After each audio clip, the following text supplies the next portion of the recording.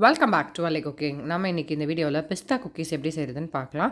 அதுக்கு முதல்ல பட்டர் எடுத்து வச்சுக்கிறேன். 200 கிராம்ஸ் பட்டர் எடுத்திருக்கேன். அதை வந்து நம்ம நல்லா அந்த கலர் சேஞ்ச் ஆகிற அளவுக்கு பீட்ரு யூஸ் பண்ணி பீட் பண்ணிக்கலாம்.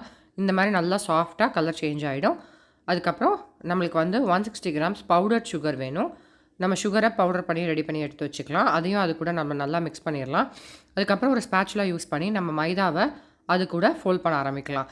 டீட்டெயில்டான வீடியோ வந்து நம்ம சேனலில் ஆல்ரெடி போஸ்ட் பண்ணியிருக்கேன். கீழே இருக்க ஹேண்டில் கிளிக் பண்ணி டீட்டெயிலான ரெசிபி நீங்கள் அதில் போய் செக் பண்ணிக்கலாம்.